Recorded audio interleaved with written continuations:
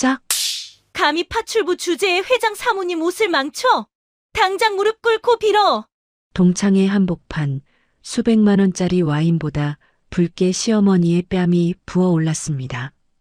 기가 죽어 바들바들 떨고 있는 어머니를 향해 여자가 다시 한번 손을 치켜든 바로 그 순간이었습니다. 그 손 내리는 순간 손목 부러질 겁니다. 돈이면 사람도 때릴 수 있다고 믿었던 졸부 사모님. 하지만 그녀는 꿈에도 몰랐습니다. 자신이 무시했던 그 며느리의 품속에 대한민국을 뒤흔들 지검장의 신분증이 들어있다는 사실을 말이죠. 화려했던 파티장이 한순간에 비명과 통곡이 오가는 단죄의 지옥으로 변해버린 그날. 과연 시어머니의 뺨을 때린 대가는 얼마나 혹독했을까요? 시작하기 전에 무료로 눌러주시는 구독과 좋아요, 알림 설정은 똑순이 사랑방에 큰 힘이 됩니다. 지금 어디서 듣고 계신지 댓글 달아주세요. 그럼 지금부터 이야기를 시작하겠습니다. 서울의 한복판에 우뚝 솟은 S호텔의 로비는 마치 다른 세상처럼 화려한 조명으로 번쩍이고 있습니다. 최고급 대리석 바닥은 거울처럼 반짝이고 잘 차려입은 사람들이 바쁘게 오가는 이곳에 낡은 트럭 한 대가 미끄러지듯 들어옵니다. 트럭 조수석 문이 열리고 오늘의 주인공인 박명숙이 조심스럽게 발을 내딛습니다. 그녀는 평소 아껴 입던 회색 코트 자락을 매무새 있게 다듬지만 세월의 흔적이 묻은 옷감은 어딘가 초라해 보입니다. 운전석에서 내린 아들 장태산이 듬직한 미소를 지으며 어머니 명숙에게 다가와 어깨를 감싸 안습니다. 장태산이 명숙의 주머니에 무언가를 찔러 넣으며 말했습니다. 엄마, 이거 볼펜 아니에요. 녹음기니까 꼭 가지고 있어요. 오늘 동창회 가서 혹시라도 누가 무시하거나 험한 소리 하면 주저하지 말고 이 버튼만 꼭 누르면 돼요. 알았죠? 박명숙이 아들의 손을 꼭 잡으며 대답했습니다. 아이고, 별걸 다 챙긴다.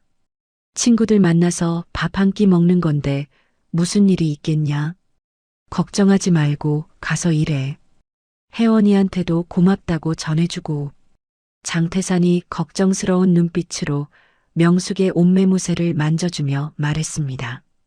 혜원이가 엄마 기죽지 말고 당당하게 놀다 오시래요. 무슨 일 생기면 바로 전화하고요. 나 갈게요. 아들의 트럭이 멀어지는 모습을 한참이나 지켜보던 명숙은 크게 심호흡을 한번 하고 회전문을 밀고 들어갑니다. 하지만 연회장 입구에 들어서는 순간 명숙은 저도 모르게 어깨를 움츠리고 맙니다.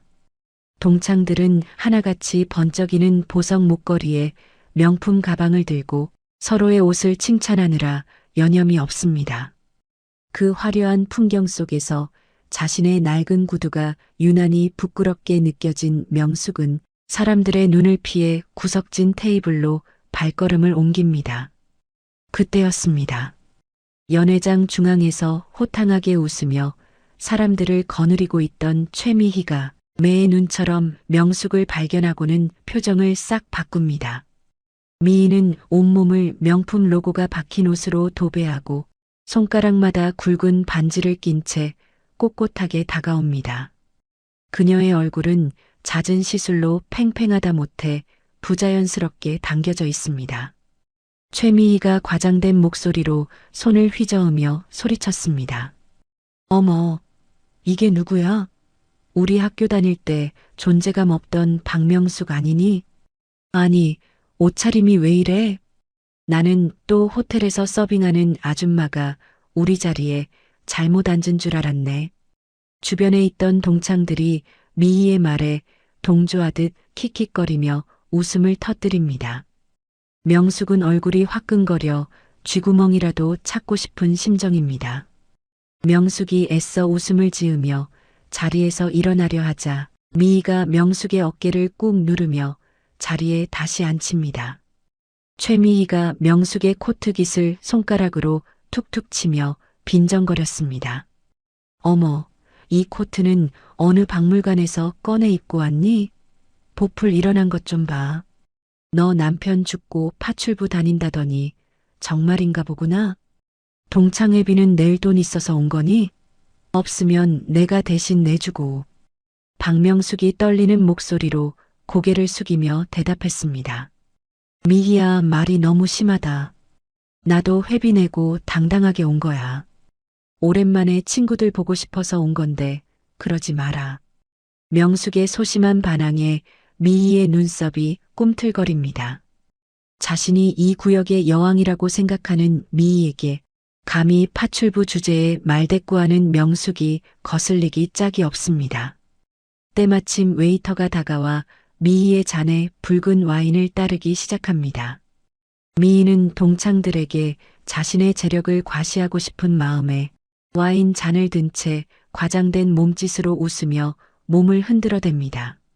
최미희가 웨이터를 쳐다보지도 않고 팔을 휘두르며 말했습니다. 아우, 정말 내가 이번에 남편이랑 유럽 여행을 다녀왔는데 말이야. 거기서 산 다이아몬드가 글쎄. 그 순간 미희의 팔꿈치가 웨이터의 팔을 툭 치고 말았습니다. 출렁거린 와인이 미희의 하얀 드레스 위로 붉게 쏟아져 내립니다. 순식간에 벌어진 일에 연회장은 찬물을 끼얹은 듯 조용해집니다. 미희는 자신의 얼룩진 드레스를 보고 쏘스라치게 놀라 비명을 지릅니다. 최미희가 붉게 물든 드레스를 털어내며 악을 썼습니다. 아, 이게 무슨 일이야. 내 옷, 내 옷. 당황한 웨이터가 휴지를 건네려 하자 미희는 웨이터의 손을 거칠게 뿌리치며 눈을 부라립니다. 그리고는 억울하다는 듯이 옆에 앉아있던 명숙을 사납게 노려봅니다. 명숙은 아무 짓도 하지 않았지만 미희의 서슬 퍼런 눈빛에 겁을 먹고 뒤로 물러납니다. 최미희가 명숙을 손가락질하며 고래고래 소리를 질렀습니다.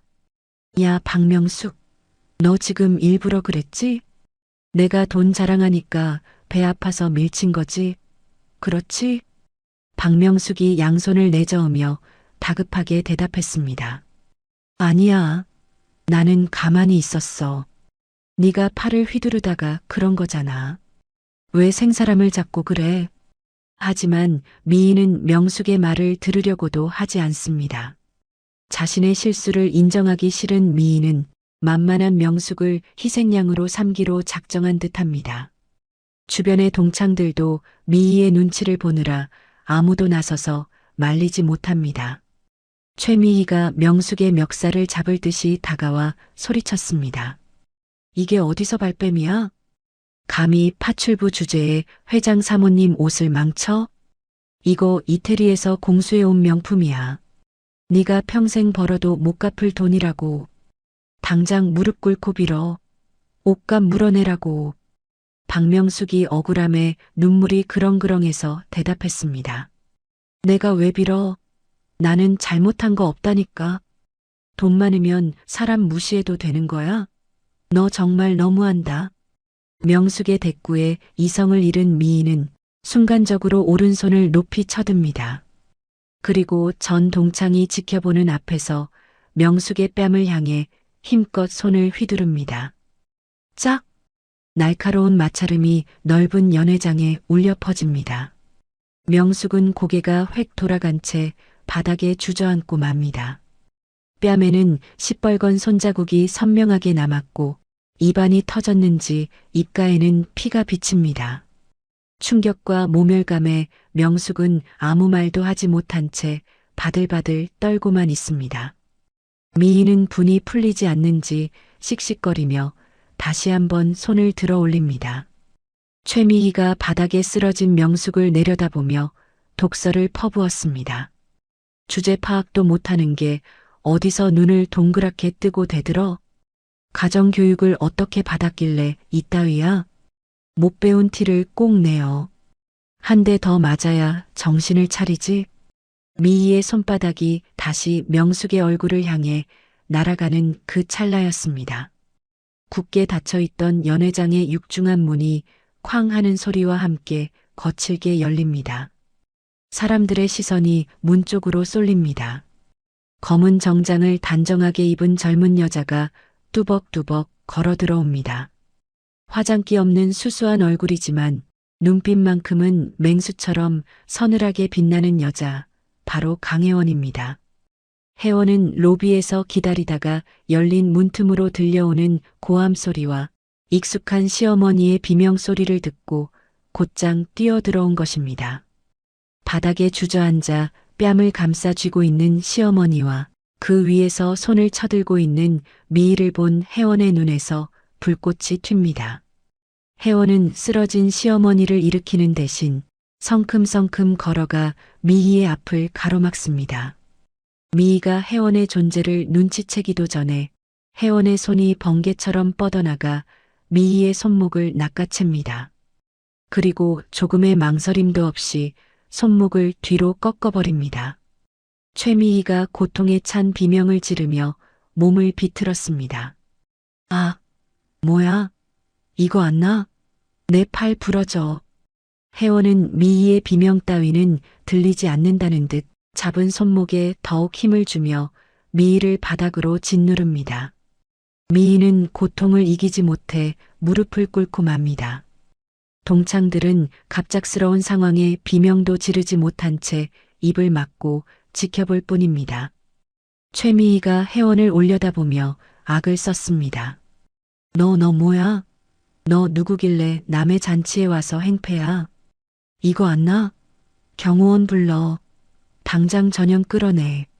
미희가 반대쪽 손으로 혜원의 머리채를 잡으려 허우적거립니다. 혜원은 가볍게 몸을 틀어 미희를 바닥으로 밀쳐버립니다. 엉덩방아를 찌우며 볼품없이 넘어진 미희는 헝클어진 머리를 감싸쥐며 혜원을 노려봅니다. 혜원은 품 안에서 가죽 지갑을 꺼내 펼치더니 미희의 눈앞에 바짝 들이밉니다. 지갑 속에 박힌 묵직한 마크와 지방검찰청 검사장 강혜원이라는 글자가 선명합니다. 강혜원이 낮지만 서늘한 목소리로 또박또박 말했습니다. 서울중앙지검 지검장 강혜원입니다. 당신이 방금 폭행한 분, 제 어머니이자 이 나라 법을 집행하는 검사장의 가족입니다. 어디 그 잘난 손 한 번만 더 올려보시죠. 그때는 손목 꺾는 걸로 안 끝날 겁니다. 좌중은 찬물을 끼얹은 듯 침묵에 휩싸입니다. 동창들은 지검장이라는 단어에 사색이 되어 뒷걸음질 칩니다. 하지만 미희는 신분증을 보고 잠시 멈칫하더니 이내 믿을 수 없다는 듯 코웃음을 칩니다. 그녀의 상식으로는 저렇게 젊은 여자가, 그것도 파출부 명숙의 며느리가 검사장일 리 없다고 판단한 것입니다. 최미희가 바닥에서 일어나며 비릿한 웃음을 흘렸습니다. 뭐, 지검장? 하이고 지나가던 개가 웃겠다. 야, 너 어디서 가짜 신분증 파왔니? 요즘 사기꾼들은 간도 크네. 명숙이 내 며느리라며? 시어머니는 파출부인데 며느리는 검사라고? 소설을 써라, 소설을 써. 너 같은 새파란 년이 지검장이면 나는 영부인이다. 미희는 혜원을 사기꾼 취급하며 더욱 기고만장해집니다. 심지어 휴대폰을 꺼내 경찰에 신고하는 신용까지 하며 혜원을 조롱합니다. 최미희가 휴대폰을 흔들며 빈정거렸습니다. 내가 지금 경찰 부를 거야. 공무원 사칭의 폭행까지. 너 오늘 콩밥 좀 먹어야겠다. 감히 회장 사모님 몸에 손을 대? 너 내가 누군지 알아? 혜원은 말이 통하지 않는 상대를 보며 헛웃음을 짓습니다. 더 이상 대화는 무의미하다고 판단한 혜원은 자신의 휴대폰을 꺼내 단축번호 1번을 누릅니다. 신호가 가자마자 상대방이 전화를 받습니다. 혜원의 눈빛이 매섭게 빛나며 미희를 꿰뚫어 봅니다. 강혜원이 수화기에 대고 차갑게 명령했습니다. 서장님, 접니다. 강혜원입니다. 지금 당장 S호텔 연회장으로 병력 보내세요. 공무집행방해 및 특수폭행 현행범이 날뛰고 있으니까 최대한 빨리 와서 수갑 채우세요. 알겠습니까? 혜원은 전화를 끊고 싸늘한 미소를 지으며 미희를 내려다봅니다. 미희의 얼굴에서 여유가 사라지고 불길한 예감이 스치고 지나갑니다. 하지만 이미 엎질러진 물입니다. 뺨을 맞은 시어머니와 복수의 칼날을 뽑아든 며느리. 파란만장한 전쟁의 서막이 올랐습니다. S호텔 로비의 자동문이 요란한 소리를 내며 열립니다. 그 사이로 제복을 입은 경찰관 10여 명이 우르르 몰려들어옵니다. 그 선두에는 관할 경찰서장이 땀을 뻘뻘 흘리며 뛰어오고 있습니다. 얼마나 급하게 달려왔는지 모자가 삐딱하게 돌아간 줄도 모르는 눈치입니다. 연회장 안은 경찰들의 등장에 순식간에 아수라장이 됩니다. 미희의 동창들은 겁에 질려 구석으로 뒷걸음질치고 바닥에 주저앉아 있던 미희는 경찰을 보자마자 얼굴에 화색이 돕니다. 최미희가 경찰서장을 향해 손짓하며 고래고래 소리를 질렀습니다. 어머 서장님, 여기에요 여기. 아니 세상에, 경찰이 왜 이제야 와요? 내가 낸 세금이 얼만데. 당장 전현들 좀 잡아넣어요. 내 팔 부러뜨린 거 봤죠? 미희는 서장이 자신을 구하러 왔다고 철석같이 믿고 있습니다. 그녀는 헝클어진 머리를 대충 쓸어 넘기며 혜원을 향해 비릿한 웃음을 날립니다. 하지만 서장은 미희 쪽은 쳐다보지도 않습니다. 그는 곧장 혜원 앞으로 달려가더니 군기가 바짝 든 자세로 착 소리가 나게 거수 경례를 붙입니다. 경찰서장이 숨을 헐떡이며 큰 소리로 외쳤습니다. 충성! 관할 서장 박철민, 지검장님의 호출을 받고 출동했습니다. 늦어서 죄송합니다. 현재 병력 배치 완료했습니다. 서장의 우렁찬 목소리가 연회장에 쩌렁쩌렁 울립니다. 순간 미희의 입가에 걸려있던 비웃음이 얼음장처럼 굳어버립니다. 동창들은 입을 딱 벌린 채 혜원과 서장을 번갈아 쳐다봅니다. 명숙은 며느리의 위세에 놀라 눈만 깜빡이고 있습니다. 혜원은 차가운 눈빛으로 서장의 경례를 눈짓으로만 봤습니다. 강혜원이 서장에게 시선을 고정한 채 낮게 말했습니다.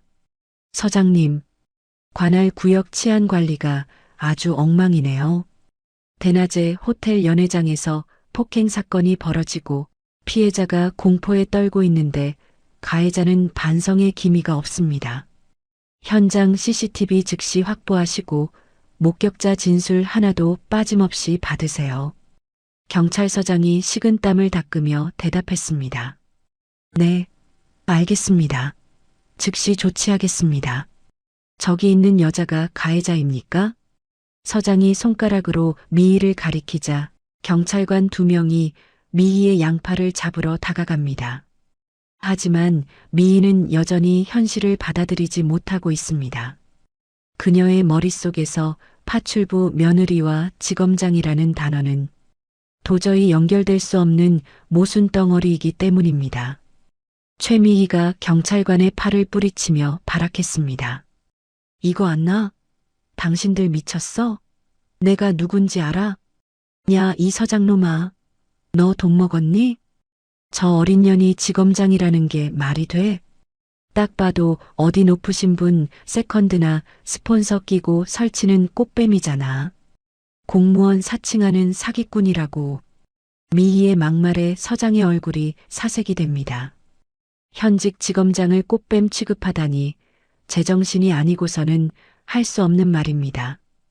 혜원은 기가 차다는 듯 헛웃음을 짓습니다. 강혜원이 미희에게 한 걸음 다가가며 말했습니다. 당신의 그 무지함이 얼마나 큰 죄가 되는지 법으로 가르쳐드리죠. 서장님, 뭐 하십니까? 공무집행 방해에 모욕죄까지 추가해서 현행범 체포하세요. 경찰들이 미희에게 수갑을 채우려 하자 미희는 바닥에 드러누워 발버둥을 칩니다. 결국 미희는 여자 경찰관들에게 사지가 들려 개구리처럼 끌려나갑니다. 연회장을 빠져나가는 순간까지도 미희는 악에 바친 비명을 지릅니다. 최미희가 끌려나가며 악을 썼습니다. 두고 봐. 내 남편한테 전화할 거야. 너희들 옷 다 벗게 만들 거야. 가만 안 둬. 소란이 정리되자 혜원은 멍하니 서 있는 명숙에게 다가갑니다. 명숙의 부어오른 뺨을 보는 혜원의 눈가가 촉촉해집니다. 혜원은 자신의 스카프를 풀어 명숙의 목에 감아줍니다. 강혜원이 명숙의 손을 잡으며 부드럽게 말했습니다. 어머니, 많이 놀라셨죠?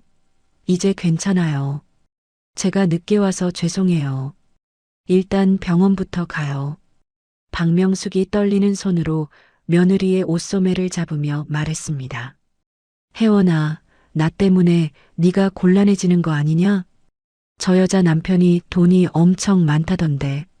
네가 검사라고 해도 해코지하면 어떡하니? 강혜원이 명숙의 어깨를 감싸 안으며 단호하게 대답했습니다. 어머니, 돈이 법 위에 있을 수는 없어요. 걱정하지 마세요. 제가 다 알아서 할게요. 저 밖에서 어머니 생각만큼 약한 사람 아니에요. 혜원은 명숙을 안심시키고 병원으로 향합니다. 하지만 미희의 무지한 도발은 여기서 끝이 아니었습니다. 경찰서 조사실에 앉은 미희는 휴대폰을 돌려받자마자 남편 황두식에게 전화를 겁니다. 그녀는 자신의 잘못은 쏙 빼놓고 상황을 교묘하게 왜곡하기 시작합니다. 최미희가 수화기를 붙들고 거짓 눈물을 흘리며 말했습니다. 여보, 나 억울해서 못 살아. 오늘 동창회 갔는데 명숙이 그 파출부년이 며느리를 데리고 왔어. 근데 그 어린 년이 자기가 지검장이랍시고 설치면서 내 팔을 꺾고 때렸어. 경찰서장 놈은 그년한테 돈을 처먹었는지 나한테 수갑을 채우고 난리야. 전화기 너머로 황두식의 걸걸한 욕설이 들려옵니다. 자신의 아내가 그것도 감히 파출부 며느리한테 당했다는 사실에 황두식의 자존심은 짓밟혔습니다. 그는 앞뒤 사정도 알아보지 않고 즉시 보복을 지시합니다. 황두식이 소리를 지르며 말했습니다. 뭐, 어떤 놈이 감히 내 마누라 몸에 손을 대? 지검장? 웃기고 자빠졌네. 요즘 사기꾼들이 판을 친다더니. 걱정 마. 내가 본때를 보여줄 테니까. 당장 애들 풀어서 그 집구석 쑥대밭으로 만들어 놓으라고 할게. 그날 오후 혜원의 남편 장태산이 운영하는 작은 인테리어 사무실 앞. 검은 승합차 2대가 급정거하며 멈춰섭니다. 차 문이 열리고 덩치 큰 사내들이 쇠파이프와 강목을 들고 내립니다. 사무실 안에서 도면을 보고 있던 태산은 밖에서 들리는 웅성거림에 고개를 듭니다. 하지만 무슨 일인지 파악하기도 전에 유리문이 와장창 깨지며 박살이 납니다. 용역 깡패들이 사무실로 난입해 집기들을 닥치는 대로 부수기 시작합니다. 책상이 엎어지고 컴퓨터 모니터가 바닥에 내동댕이 쳐집니다. 태산이 그들을 막아보려 하지만 역부족입니다. 장태산이 깡패의 팔을 붙잡으며 소리쳤습니다. 당신들 뭐야? 다짜고짜 남의 가게에서 이게 무슨 짓이야? 경찰에 신고하기 전에 당장 나가. 리더 격인 깡패가 태산의 멱살을 잡고 밀치며 비웃었습니다. 신고? 해볼 테면 해봐. 우리 회장님이 보내서 왔다. 너희 엄마가 주둥이를 잘못 놀려서 교육 좀 시키러 왔지. 앞으로 장사 계속하고 싶으면 납작 엎드려서 살아. 알았어? 깡패들은 사무실을 난장판으로 만든 뒤 유유히 사라집니다. 태산은 깨진 유리 조각 사이에서 피가 흐르는 팔을 감싸쥐고 멍하니 앉아 있습니다. 하지만 이것은 시작에 불과했습니다. 병원 진료를 마치고 집으로 돌아온 명숙은 현관문을 보고 기절할 듯 놀랍니다. 대문에는 붉은색 스프레이로 밤길 조심해라, 죽여버린다 같은 끔찍한 욕설이 도배되어 있습니다. 현관 앞에는 택배 상자가 하나 놓여 있는데 상자 틈 사이로 비릿한 악취가 풍겨 나옵니다. 박명숙이 입을 틀어막고 주저앉으며 울먹였습니다. 아이고, 이를 어째. 이게 무슨 날벼락이야. 무서워서 어떻게 살아, 무서워서. 퇴근 후 혜원이 집에 도착했을 때 집안은 공포에 질려 있었습니다. 난장판이 된 남편의 가게 사진, 대문에 칠해진 붉은 페인트, 그리고 공포에 떨며 이불을 뒤집어 쓰고 있는 시어머니. 이 모든 참상을 목격한 혜원의 표정은 무섭도록 차갑게 가라앉습니다. 그녀는 더 이상 시어머니 앞에서 웃는 낯을 할 수가 없습니다. 혜원은 말없이 서재로 들어가 문을 잠급니다. 책장 뒤편에 숨겨진 금고의 다이얼을 돌리는 혜원의 손끝이 분노로 미세하게 떨립니다. 철컥하는 소리와 함께 금고 문이 열립니다. 혜원은 금고 깊숙한 곳에서 누런 서류 봉투 하나를 꺼냅니다. 봉투 겉면에는 청강건설 황두식 대표 내사 자료라고 적혀 있습니다. 평검사 시절부터 황두식의 비리를 쫓았지만 윗선의 압력으로 인해 눈물을 머금고 봉인해야 했던 바로 그 파일입니다. 봉투 위에 쌓인 먼지를 털어내는 혜원의 눈빛이 매섭게 번뜩입니다. 강혜원이 서류 봉투를 책상에 내려놓으며 혼잣말로 중얼거렸습니다. 법으로 해결해 주길 바랐는데 굳이 깡패 방식을 원하신다면 좋아요. 내가 당신들이 제일 무서워하는 법으로 짓밟아 줄게. 검사가 작정하고 물어뜯으면 얼마나 지독한지 똑똑히 보여주지. 다음 날 아침 서울중앙지검 지검장실. 출근한 혜원의 지시는 정광석화처럼 빠르고 거침이 없습니다. 혜원은 특수부 부장검사와 수사관들을 즉시 호출합니다. 브리핑 룸에 모인 수사팀에게 혜원은 황두식의 사진을 띄워놓고 명령을 내립니다. 강혜원이 지휘봉으로 화면을 가리키며 단호하게 말했습니다. 지금부터 청강건설 황두식 대표와 그 일가에 대한 전면 수사를 시작합니다. 혐의는 뇌물공여, 조세포탈, 그리고 특수 협박 및 교사입니다. 단순한 기업비리 수사가 아닙니다. 검찰의 명예를 걸고 먼지 한 톨까지 탈탈 터세요. 금융정보분석원에 계좌 추적 요청하고 오늘 내로 압수수색 영장 청구하세요. 후배 검사들이 우렁차게 대답하고 뛰쳐나갑니다. 지검 전체에 비상이 걸리고 팽팽한 긴장감이 감돕니다. 잠시 후 혜원의 집무실 전화가 울립니다. 발신자는 황두식의 변호를 맡은 대형 로펌의 대표 변호사입니다. 변호사가 능글맞은 목소리로 말했습니다. 아이고, 강 지검장님. 접니다. 김 변호사. 우리끼리 왜 이러십니까? 황 대표님이 오해가 좀 있으셨던 모양인데. 이번 일 조용히 덮어주시면 섭섭지 않게 챙겨드리겠습니다. 남편분 사업도 어려우시다던데 저희가 큰 건 하나 밀어드릴 수도 있고요. 회유와 협박이 섞인 뻔한 레퍼토리입니다. 혜원은 수화기를 든 채 싸늘하게 웃습니다. 강혜원이 차가운 목소리로 대답했습니다. 김 변호사님, 변호사법 위반으로 같이 들어가고 싶으신가 보죠? 뇌물공여 의사표시로 간주하고 녹취록 수사 기록에 첨부하겠습니다. 그리고 전해드리세요. 돈으로 뺨을 때리는 건 쉬웠겠지만 그 대가는 징역으로 갚아야 할 거라고요. 혜원은 상대방의 대답도 듣지 않고 전화를 끊어버립니다. 전쟁은 시작되었습니다. 하지만 혜원은 아직 모르고 있습니다.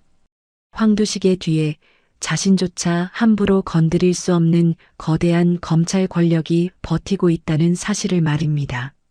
서울중앙지검 지검장실의 공기는 무겁게 가라앉아 있습니다.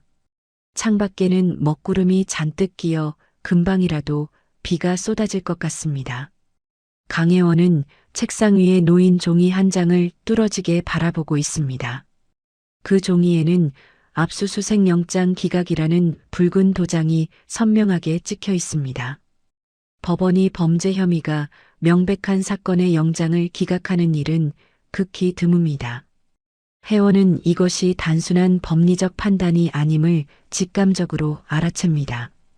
그때 책상 위에 유선 전화가 날카로운 소리를 내며 울립니다. 발신자 표시창에 뜬 이름은 대검찰청 반부패부장 강민철입니다. 혜원은 잠시 숨을 고른 뒤 수화기를 집어듭니다. 강혜원이 차분하지만 뼈가 있는 목소리로 전화를 받았습니다. 안녕하십니까? 강혜원입니다. 수화기 너머로 강민철의 거만한 목소리가 흘러나옵니다. 어이, 강 지검장. 요즘 아주 바쁜가 봐? 내사 보고도 없이 기업 하나를 아주 탈탈 털고 있다며? 황두식 대표 건 말이야. 그거 내가 아주 잘 아는 기업인데 오해가 좀 있는 것 같아. 강혜원이 펜을 꽉 쥐며 대답했습니다. 오해가 아니라 범죄 혐의를 포착했습니다. 조세 포탈의 뇌물 공여, 그리고 특수 협박까지 확인된 사안입니다. 부장님께서 신경 쓰실 일은 아닌 것 같습니다. 강민철이 혀를 차는 소리가 수화기를 타고 들려옵니다. 쯧쯧, 강 지검장. 자니가 아직 정치를 몰라서 그러는데 검찰이 기업 죽이기 시작하면 나라 경제가 어떻게 되겠어? 그리고 황 대표, 우리 검찰에 기여한 바가 큰 사람이야. 좋은 말로 할 때 그만 덮어. 이건 명령이야. 강혜원이 자리에서 벌떡 일어나며 단호하게 말했습니다. 범죄자에게 면죄부를 주는 게 검찰의 역할입니까? 저는 법과 원칙대로 수사하겠습니다. 이건 제 직을 걸고 하는 수사입니다. 전화기 너머 강민철의 목소리가 한층 차갑게 변합니다. 직을 걸어? 그래, 어디 한번 끝까지 가보자고. 후회하게 될 거야. 아주 뼈저리게 말이야. 전화가 뚝 끊깁니다. 혜원이 수화기를 내려놓기도 전에 지검장실 문이 거칠게 열리며 검은 양복을 입은 남자들이 들이닥칩니다. 대검찰청 감찰부 소속 요원들입니다. 그들은 혜원에게 예를 갖추기는커녕 죄인을 다루듯 위압적인 태도로 다가옵니다. 감찰팀장이 영장을 들이밀며 무미건조하게 말했습니다. 대검 감찰부에서 나왔습니다. 강혜원 지검장, 귀하에 대해 직권 남용 및 표적 수사 혐의로 감찰이 시작되었습니다. 지금 이 시각부로 모든 수사 지휘권은 정지됩니다. 수사 자료 일체와 업무용 PC, 휴대폰을 제출해 주십시오. 강혜원이 어이없다는 듯 헛웃음을 지으며 물었습니다. 표적 수사요? 정당한 기업 비리 수사를 감찰한다니 이게 말이 됩니까? 누구 지시입니까? 강민철 부장입니까? 감찰팀장은 대답 대신 요원들에게 손짓을 합니다. 요원들이 혜원의 책상을 뒤지며 서류들을 쓸어 담기 시작합니다. 특수부 후배들이 복도로 뛰어와 항의해보지만 감찰부 요원들에 의해 제지당하고 맙니다. 혜원의 집무실은 순식간에 난장판이 됩니다. 그 혼란스러운 와중에 혜원의 눈에 책상 구석에 놓인 서류 한 장이 들어옵니다. 황두식 비자금 관리인 교통사고 현장 사진이라고 적힌 파일입니다. 혜원은 요원들이 PC를 떼어내는 틈을 타 재빨리 그 사진과 메모를 자신의 재킷 안주머니에 밀어넣습니다. 심장이 쿵쿵 뛰지만 겉으로는 태연한 척 요원들을 노려봅니다. 감찰팀장이 텅 빈 책상을 가리키며 말했습니다. 지검장님은 당분간 자택에서 대기하십시오. 외부와의 접촉은 금지됩니다. 나가시죠. 혜원은 쫓겨나듯 자신의 사무실에서 걸어 나옵니다. 복도에 서 있던 후배 검사들이 분한 표정으로 고개를 숙입니다. 혜원은 그들의 어깨를 한 번씩 두드려주고는 뒤도 돌아보지 않고 검찰청사를 빠져나옵니다. 등 뒤로 쏟아지는 시선들이 비수처럼 꽂히지만 혜원은 무너지지 않습니다. 같은 시각 강남의 최고급 일식집 송죽. 은은한 조명이 비추는 다다미방 안은 웃음소리로 가득합니다. 상석에는 강민철 부장검사가 앉아 있고 그 맞은편에는 황두식과 최미애 부부가 앉아 술을 따르고 있습니다. 상 위에는 최고급 참치회와 양주가 가득 차려져 있습니다. 황두식은 혜원의 수사가 중단되었다는 소식에 기분이 날아갈 듯합니다. 황두식이 강민철의 잔에 술을 가득 채우며 비굴하게 웃었습니다. 아이고, 역시 부장님 힘이 대단하십니다. 그 젊은 것이 날뛰는 꼴을 보니 아주 10년 묵은 체증이 내려가는 것 같습니다. 제가 이 은혜는 잊지 않겠습니다. 강민철이 술잔을 비우고 입가를 닦으며 거만하게 말했습니다. 황 대표, 그러니까 평소에 처신을 잘했어야지. 어디 감히 지검장 시어머니를 건드려? 그래도 이번 기회에 강혜원이 그 콧대 높은 거 꺾어놓으니 나도 속은 시원하네. 이제 그 여자는 끝났어. 검사 옷 벗는 건 시간 문제야. 옆에 앉아있던 최미희가 박수를 치며 깔깔거립니다. 그녀는 술 기운이 올랐는지 얼굴이 불그스레합니다.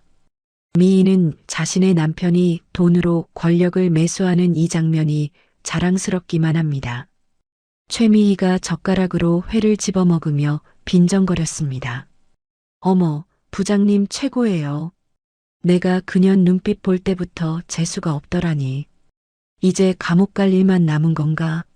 아 참, 이 좋은 소식을 나만 알면 섭섭하지. 미희는 핸드백에서 휴대폰을 꺼내 명숙에게 전화를 겁니다. 박명숙은 집에서 이삿짐을 싸고 있다가 전화벨 소리에 깜짝 놀랍니다. 발신자가 미희인 것을 확인한 명숙은 받지 않으려 하지만 혹시나 혜원에게 해가 될까봐 떨리는 손으로 전화를 받습니다. 박명숙이 기어들어가는 목소리로 전화를 받았습니다. 여보세요. 최미희가 스피커폰으로 돌려놓고 큰 소리로 떠들었습니다. 어머 명숙아, 나야 미희. 뉴스 봤니?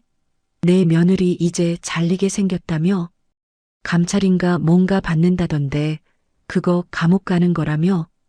어쩌니 시어머니가 주제 파악 못하고 나대다가 며느리 앞길 다 망쳤네. 박명숙이 충격에 주저앉으며 울먹였습니다. 미희야, 그게 무슨 소리니? 우리 혜원이가 왜? 내가 잘못했다.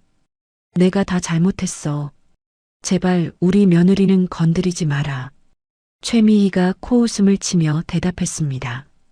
이제 와서 빌면 뭐하니? 이미 늦었어. 그러게 내가 무릎 꿇으라고 할 때 꿇었으면 좋았잖아. 잘 가라 명수가. 콩밥 먹을 준비나 해. 전화가 끊어지자 명숙은 바닥에 엎드려 통곡합니다. 자신이 동창회에 가지만 않았어도, 자신이 참기만 했어도 이런 일은 없었을 거라는 자책감이 가슴을 찢어놓습니다. 거실에는 반쯤 싸다만 이삿짐 박스들이 덩그러니 놓여 있어 처량함을 더합니다. 밤이 깊어지자 서울 도심에는 장대비가 쏟아지기 시작합니다. 혜원은 검찰청에서 나온 복장 그대로 모자 하나를 푹 눌러 쓴 채 어딘가로 향하고 있습니다. 그녀가 도착한 곳은 인적이 드문 외곽도로의 한 사거리입니다. 바로 황두식의 비자금 장부를 관리하던 회계사가 의문이 뺑소니를 당한 현장입니다. 혜원은 우산도 쓰지 않고 비를 맞으며 현장을 서성입니다. 강혜원이 빗물에 젖은 바닥을 내려다보며 혼잣말을 했습니다. 단순 사고일 리가 없어. 분명히 뭔가 증거가 있을 거야. 타이어 자국, 파편, 뭐라도 찾아야 해. 혜원은 휴대폰 플래시를 켜고 도로변의 풀숲까지 샅샅이 뒤집니다. 차가운 빗물이 옷 속으로 스며들어 몸이 으슬으슬 떨리지만 혜원의 눈빛은 사냥감을 쫓는 맹수처럼 형형하게 빛납니다. 그녀는 이 사고가 황두식과 강민철의 연결고리를 끊을 유일한 열쇠라고 확신합니다. 하지만 현장은 이미 며칠 전에 비로 깨끗하게 씻겨나간 상태입니다. 혜원은 고개를 들어 주변 상가들을 살핍니다. 다행히 사거리를 비추는 낡은 CCTV가 하나 보입니다. 혜원은 희망을 품고 편의점으로 뛰어들어갑니다. 편의점 아르바이트생이 흠뻑 젖은 혜원을 보고 놀라며 물었습니다. 저기요, 무슨 일이세요? 물건 사시게요? 강혜원이 지갑에서 젖은 명함을 꺼내 보여주며 다급하게 말했습니다. 검찰에서 나왔습니다. 저기 밖에 있는 CCTV, 이 가게에서 관리하는 거 맞죠? 일주일 전 사고 영상 좀 확인할 수 있을까요? 아르바이트생이 난처한 표정으로 머리를 극적이며 대답했습니다. 아, 그거요? 어제 어떤 남자들이 와서 수리한다면서 가져갔는데요. 하드디스크인가 뭔가 싹 다 갈아야 한다면서요. 혜원은 다리에 힘이 풀려 그 자리에 멍하니 서 있습니다. 이미 그들이 한 발 앞서 증거를 인멸해버린 것입니다. 권력이라는 거대한 벽이 사방을 가로막고 있는 기분입니다. 혜원은 편의점을 나와 터덜터덜 빗속을 걷습니다. 그때 주머니 속에서 진동이 울립니다. 발신자 표시 제한으로 걸려온 전화입니다. 혜원은 빗물을 닦아내며 전화를 받습니다. 강혜원이 지친 목소리로 전화를 받았습니다. 여보세요. 누구십니까? 수화기 너머로 잔뜩 긴장해 떨리는 남자의 목소리가 들려옵니다. 목소리는 기계음으로 변조되어 있어 누구인지 짐작조차 할 수 없습니다. 변조된 목소리가 속삭이듯 말했습니다. 강혜원 검사님 맞습니까? 저는 당신이 찾고 있는 걸 알고 있습니다. 황두식의 이중 장부, 그리고 강민철 부장의 목소리가 담긴 진짜 증거. 제가 가지고 있습니다. 혜원의 눈이 번쩍 뜨입니다. 절망의 끝에서 마주한 한 줄기 빛. 혜원은 빗소리에 묻히지 않도록 전화기를 귀에 바짝 갖다 댑니다. 강혜원이 떨리는 목소리로 물었습니다. 당신 누구입니까? 증거가 어디에 있죠? 남자가 짧게 대답하고 전화를 끊습니다. 오늘 밤 11시 한강공원 3주차장. 혼자 오십시오. 미행이 붙으면 거래는 없습니다. 뚜뚜뚜. 전화가 끊어지고 혜원은 멍하니 휴대폰을 바라봅니다. 함정일지도 모릅니다. 하지만 지금 혜원에게는 선택의 여지가 없습니다. 그녀는 젖은 머리카락을 쓸어 넘기며 차가 주차된 곳으로 달리기 시작합니다. 어둠 속에서 반격의 서막이 오르고 있습니다. 비가 억수같이 쏟아지는 한강시민공원의 주차장은 칠흑 같은 어둠에 잠겨 있습니다. 가로등마저 드문드문 꺼져 있어 을씨년스러운 분위기를 자아냅니다.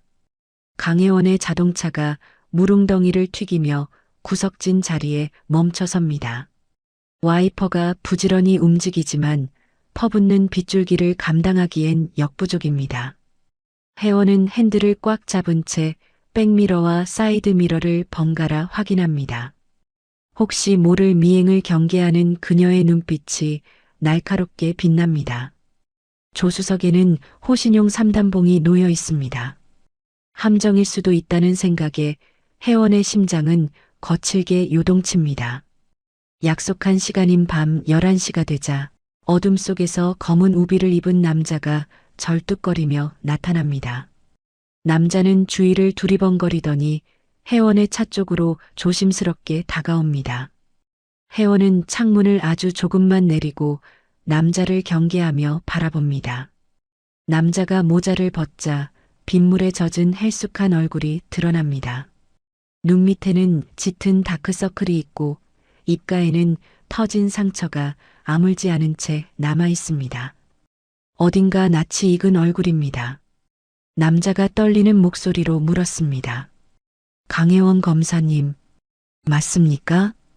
강혜원이 남자의 얼굴을 뚫어지게 쳐다보다가 놀란 듯 눈을 크게 뜨며 대답했습니다. 당신, 김철수 씨 아닌가요? 5년 전 편의점 절도 사건 때 제가 변론했던. 김철수가 고개를 끄덕이며 울먹이는 목소리로 말했습니다. 기억하고 계셨군요. 그때 검사님 아니었으면 저는 억울하게 감옥에서 썩었을 겁니다. 은혜를 갚고 싶었는데 이렇게 뵙게 되네요. 철수는 현재 황두식 대표의 수행기사로 일하고 있었습니다. 그는 혜원에게 그동안 겪었던 서름을 토해내기 시작합니다.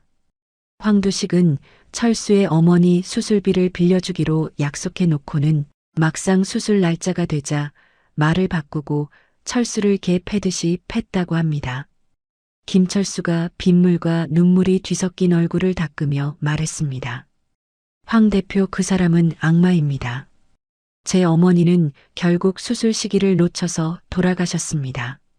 그런데 어제 검사님이 시어머니를 지키려고 그 사모님 팔을 꺾었다는 얘기를 들었습니다.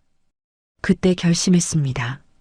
이 사람들을 무너뜨릴 수 있는 건 검사님뿐이라고요. 철수는 품 안에서 비닐에 꽁꽁 쌓인 작은 물건을 꺼내 혜원에게 건넵니다. 차량용 블랙박스 메모리 카드와 꼬깃꼬깃한 쪽지 한 장입니다. 김철수가 혜원의 손에 물건을 쥐어주며 속삭였습니다. 이 안에 다 있습니다. 미 사모가 댁의 시어머니를 때린 날 황 대표가 차 안에서 강민철 부장과 통화한 내용입니다. 그리고 이 쪽지는 황 대표가 진짜 장부를 숨겨둔 별장 주소와 금고 비밀번호고요. 혜원은 떨리는 손으로 메모리 카드를 받아듭니다. 차가운 플라스틱 조각에서 철수의 뜨거운 분노와 간절함이 느껴집니다. 혜원은 철수의 손을 잠시 꽉 잡아줍니다. 강혜원이 결의에 찬 눈빛으로 말했습니다. 고맙습니다. 정말 고맙습니다. 이 용기 절대 헛되지 않게 하겠습니다. 김철수 씨 어머니의 억울함까지 제가 다 풀어드리겠습니다. 약속합니다. 철수는 혜원에게 고개를 숙여 인사하고는 다시 어둠 속으로 사라집니다. 혜원은 차 문을 잠그고 노트북을 켭니다. 메모리 카드를 꽂고 파일을 재생하자 황두식의 걸걸한 목소리와 강민철의 느끼한 목소리가 차 안을 가득 채웁니다. 녹음 파일 재생. 황두식 아이고 부장님, 제 마누라가 실수를 좀 했습니다. 그 파출부 늙은이 뺨 좀 때린 건데 며느리가 검사라고 설치지 뭡니까? 강민철 걱정 마십시오. 강혜원 그 여자 내가 손발 묶어놨습니다. 이번에 확실히 밟아서 옷 벗게 만들 테니 약속하신 지분이나 넘기시죠. 황두식 하하. 역시 부장님은 통이 크십니다.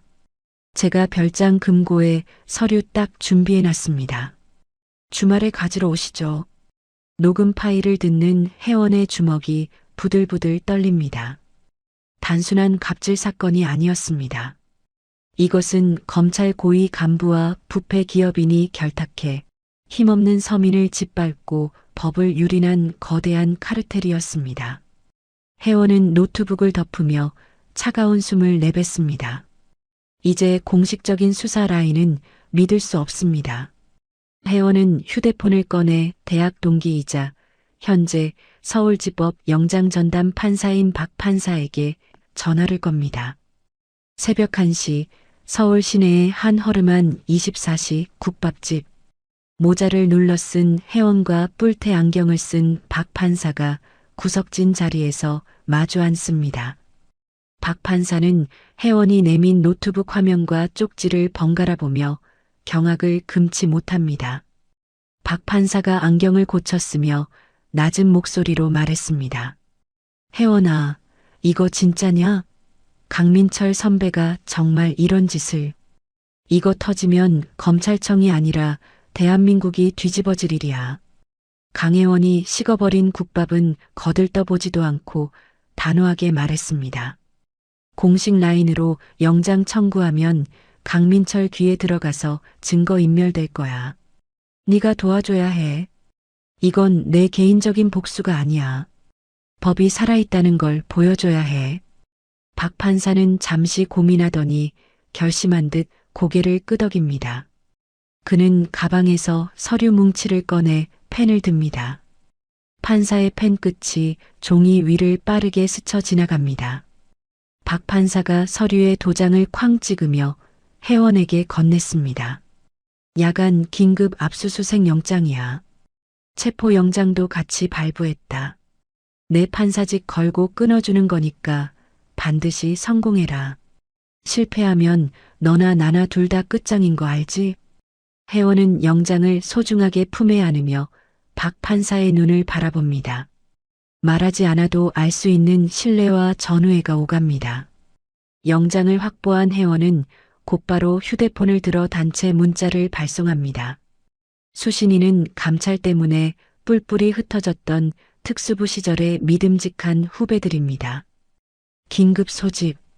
장소는 남편 사무실. 사복 착용. 보안 유지.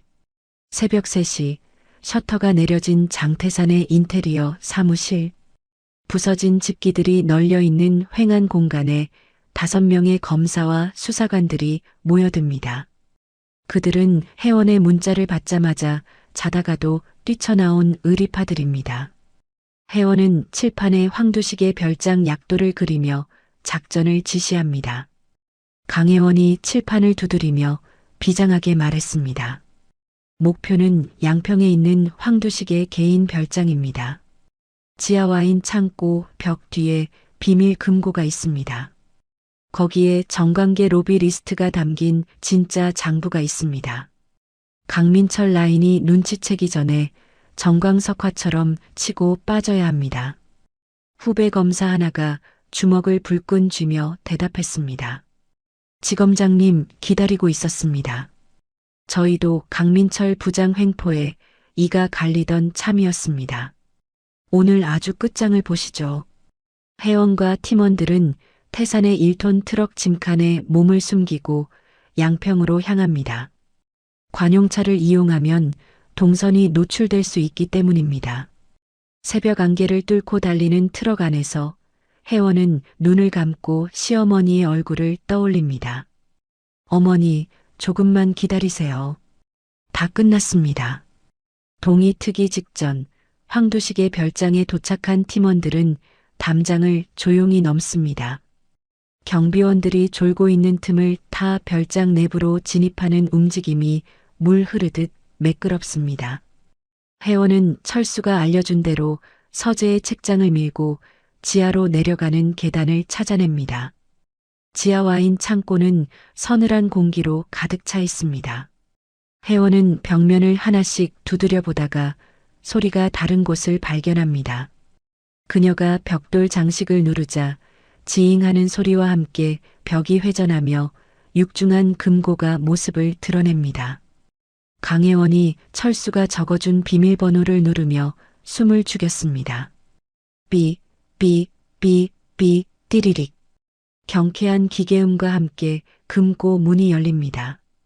그 안에는 현금 다발과 함께 검은색 가죽 장부 여러 권이 쌓여 있습니다. 회원은 떨리는 손으로 장부 하나를 펼칩니다. 첫 페이지부터 강민철의 이름과 날짜, 그리고 뇌물 액수가 상세하게 적혀 있습니다. 이것이야말로 황두식과 강민철을, 그리고 미희의 오만함을 한 방에 날려버릴 핵폭탄입니다. 강혜원이 장부를 가슴에 품으며 팀원들에게 외쳤습니다. 찾았다. 확보 완료. 전원 철수한다. 단 한 장의 종이도 남기지 말고 싹 다 챙겨. 별장을 빠져나오는 회원의 발걸음에는 거침이 없습니다. 트럭으로 돌아온 회원은 하늘을 올려다봅니다. 밤새 내리던 비가 그치고 구름 사이로 붉은 아침 해가 떠오르고 있습니다. 회원은 주머니에서 꼬깃꼬깃해진 종이 한 장을 꺼내봅니다. 미희가 뿌리고 다녔던 소외계층을 위한 자선 바자회 초대장입니다. 일시는 바로 오늘 오후 2시, 장소는 S호텔 그랜드 볼룸. 자신과 시어머니가 모욕을 당했던 바로 그 장소입니다. 강혜원이 초대장을 구기며 싸늘하게 웃었습니다. 최미애 씨, 파티 준비는 잘하고 있나요? 가장 화려한 순간에 가장 비참하게 만들어줄게요. 기대해도 좋아요. 혜원은 젖은 옷을 갈아입기 위해 집으로 향합니다. 그녀의 눈빛은 그 어느 때보다 차갑게 가라앉아 있지만 가슴 속에는 뜨거운 정의의 불길이 타오르고 있습니다. 이제 반격의 시간입니다. 모든 준비는 끝났습니다. 화창한 오후의 햇살이 S호텔 그랜드 볼룸의 샹들리에를 통과하며 눈부시게 부서져 내립니다.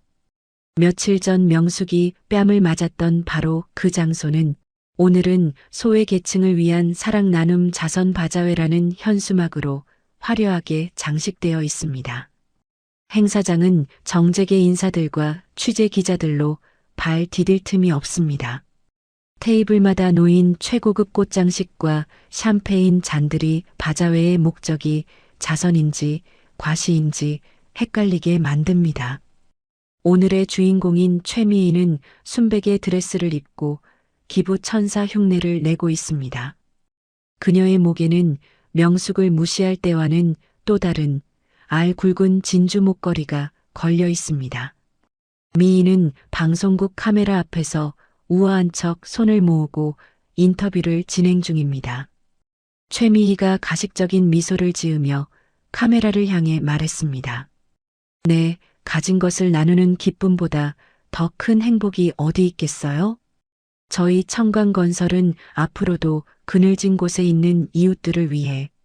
아, 잠시만요. 눈물이 날 것 같아서. 미희가 손수건으로 눈가를 찍어내는 신용을 하자 카메라 플래시가 번개처럼 터지며 그녀의 연기를 담아냅니다. 옆에 서 있던 황두식 대표 역시 지역 국회의원들과 악수를 하며 입이 귀에 걸려 있습니다. 그는 혜원의 수사가 중단되었다고 믿기에 세상 무서울 것이 없는 상태입니다. 황두식이 국회의원의 어깨를 두드리며 호탕하게 웃었습니다. 의원님, 이번에 제 자서전 나오면 출판 기념회에도 꼭 와주십시오. 제가 우리 지역 발전을 위해 아주 큰 그림을 그리고 있습니다. 하하. 행사장은 황두식 부부를 찬양하는 분위기로 무르익어 갑니다. 그때 사회자가 마이크를 잡고 들뜬 목소리로 외칩니다. 사회자가 무대 중앙으로 나서며 소리쳤습니다. 자, 여러분, 오래 기다리셨습니다. 오늘의 하이라이트, 황두식 대표님과 최미희 여사님의 자선활동 히스토리 영상을 보시겠습니다. 큰 박수 부탁드립니다. 우레와 같은 박수 소리와 함께 조명이 어두워지고 무대 정면의 초대형 스크린에 불이 들어옵니다.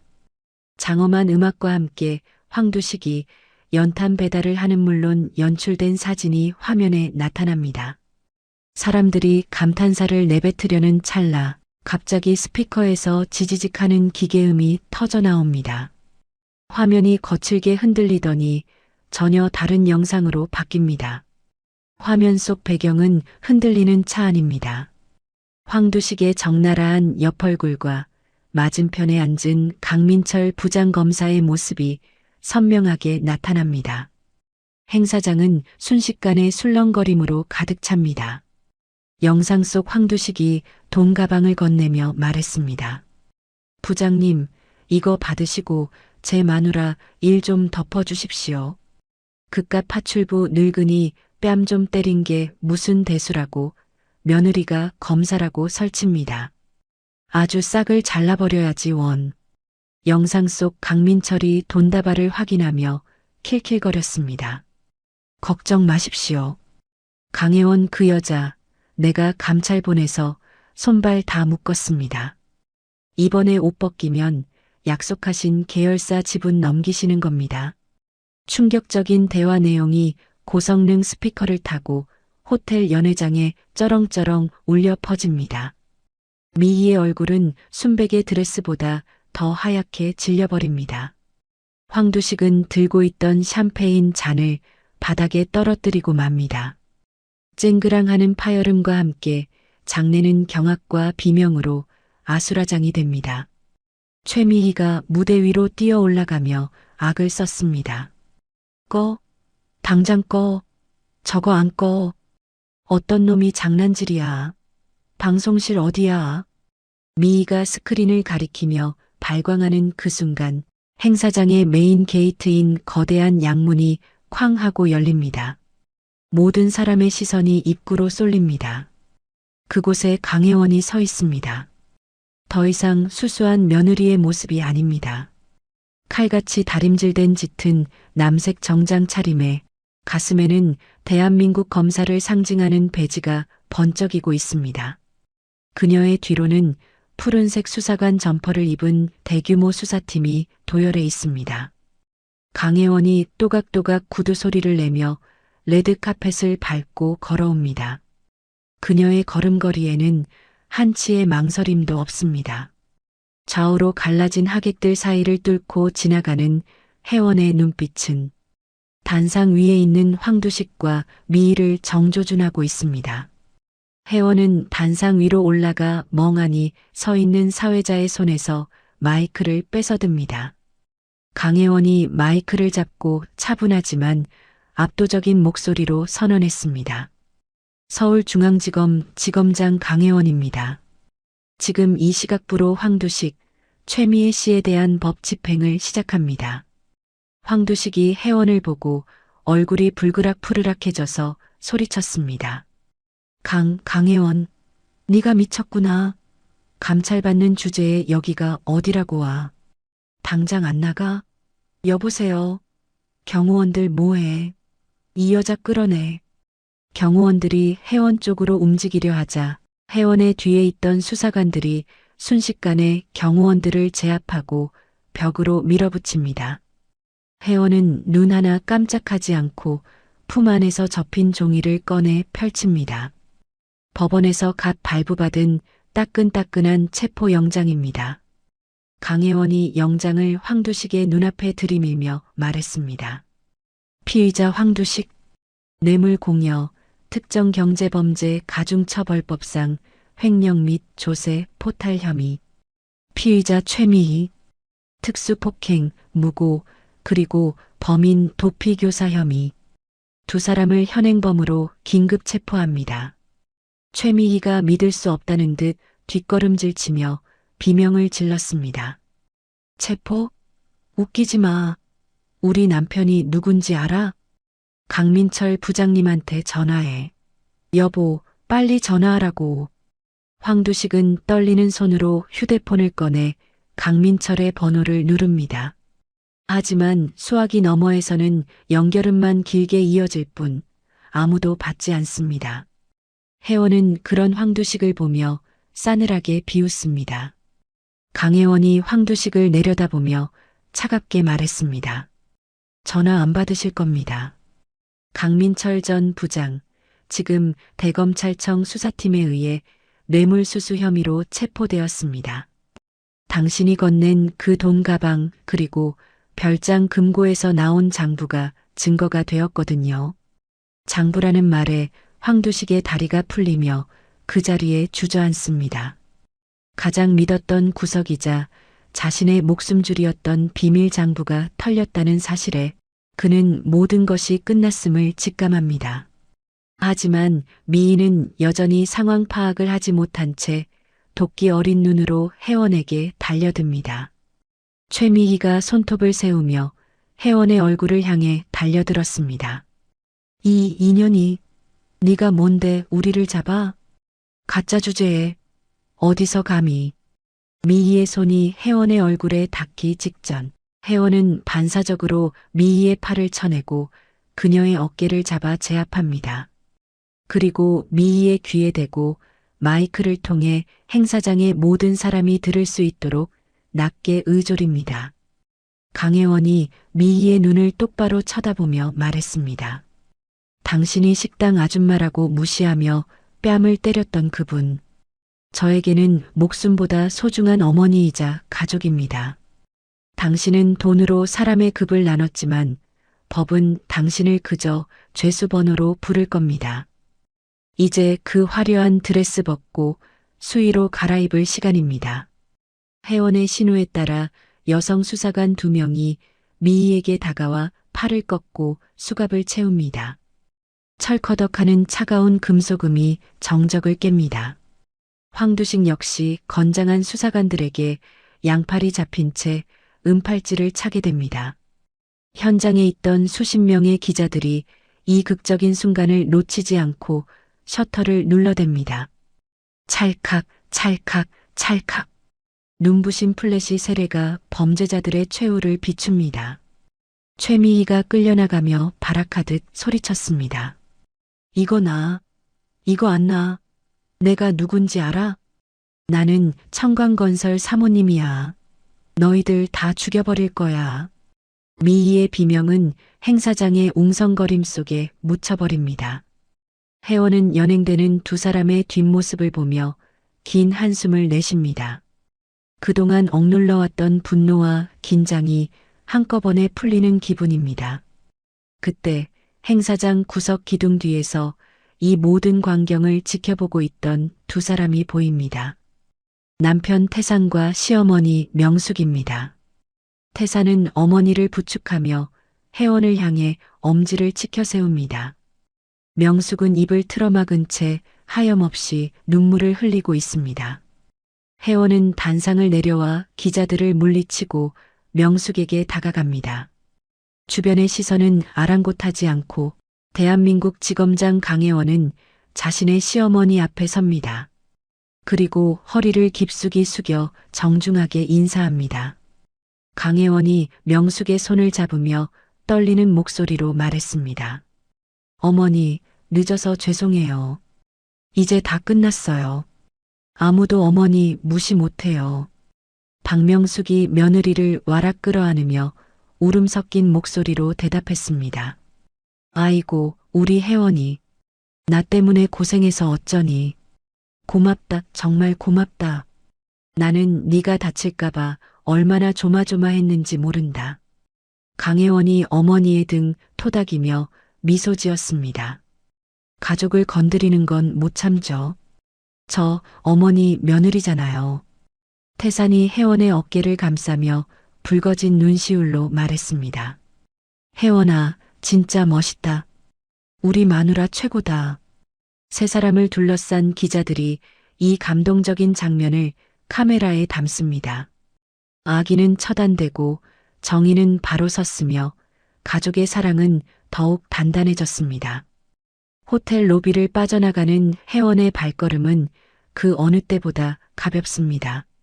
하지만 혜원은 아직 안심할 수 없습니다. 궁지에 몰린 쥐는 고양이를 무는 법. 권력을 잃은 악당들이 최후의 발악으로 어떤 짓을 저지를지 모르기 때문입니다. 폭풍은 지나갔지만 아직 파도는 남아 있습니다.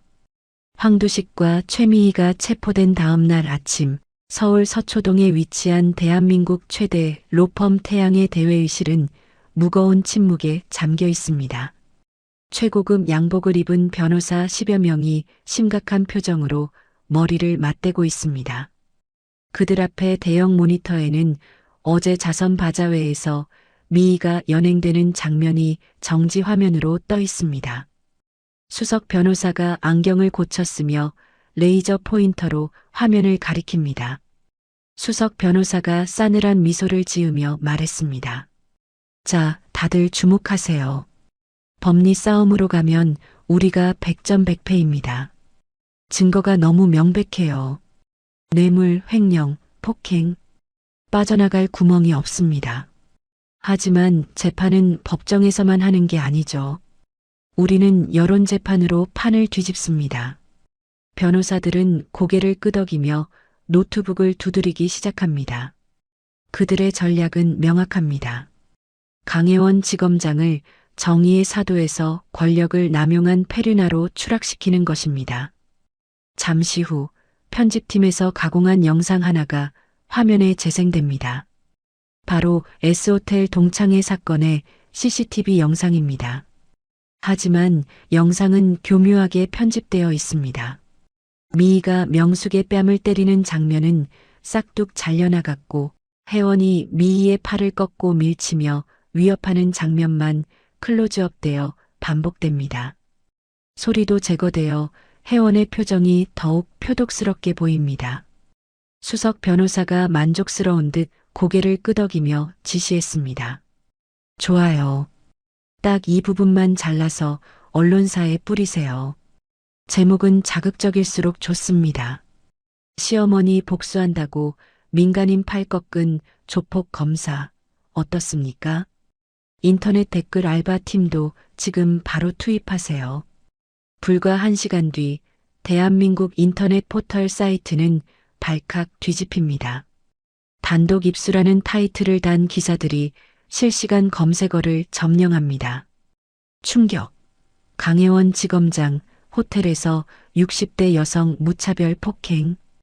공권력의 사유와 시댁일에 칼춤춘 며느리. 여론은 들불처럼 번져나갑니다.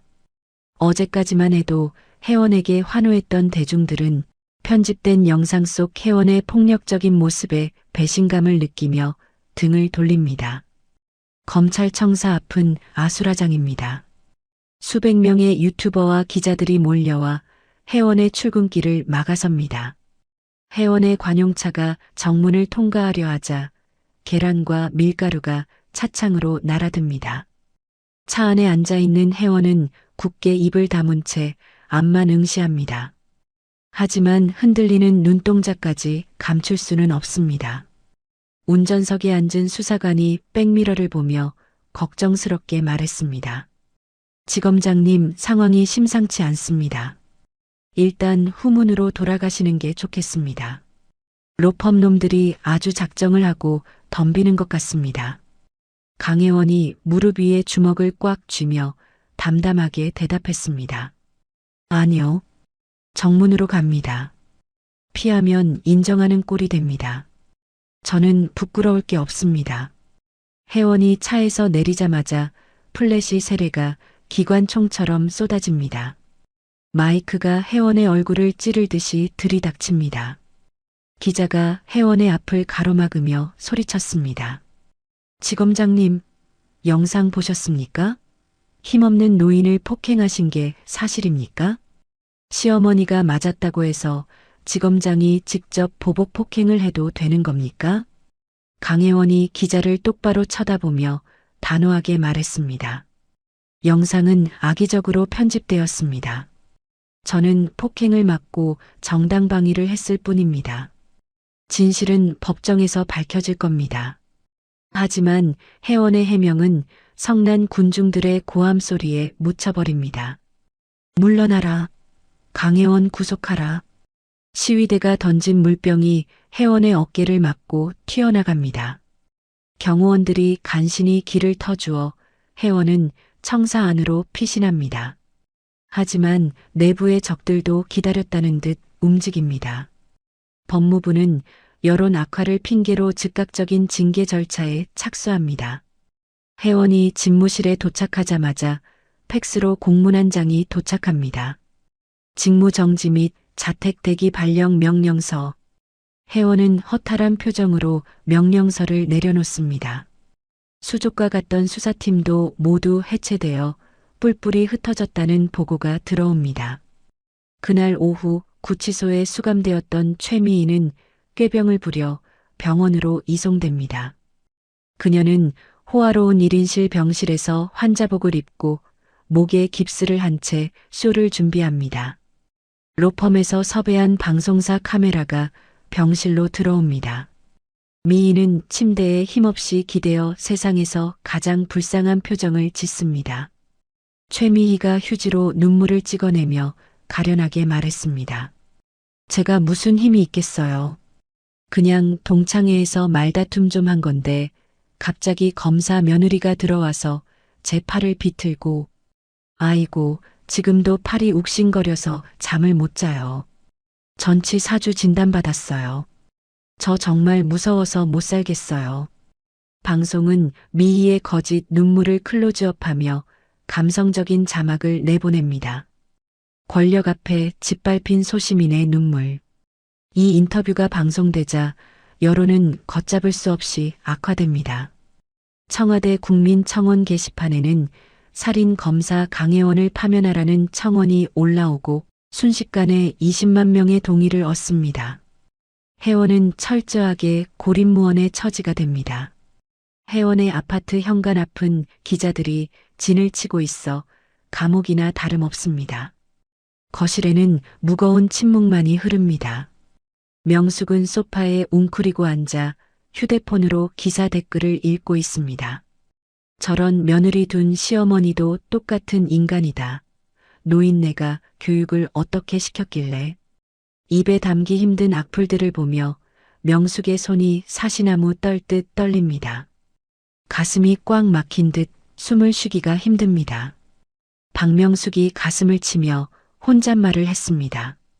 아이고, 나 때문에, 못난 나 때문에 우리 혜원이가. 내가 죽어야지, 내가 죽어야 이 사단이 끝나지.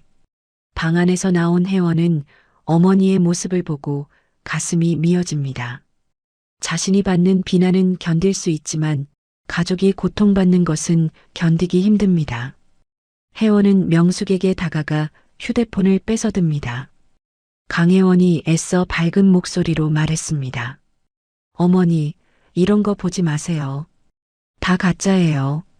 금방 지나갈 거예요. 제가 누구예요? 대한민국 지검장이잖아요. 이까짓 거 아무것도 아니에요. 박명숙이 혜원의 손을 잡고 울먹이며 대답했습니다. 혜원아, 그냥 다 그만두면 안 되냐? 저 사람들이 원하는 대로 사과하고 끝내자. 너 이러다 정말 감옥 가면 어떡하니? 나는 너 없으면 못 산다. 옆에 서 있던 남편 태산도 괴로운 듯 머리를 감싸줍니다. 그의 휴대폰은 끊임없이 울려댑니다.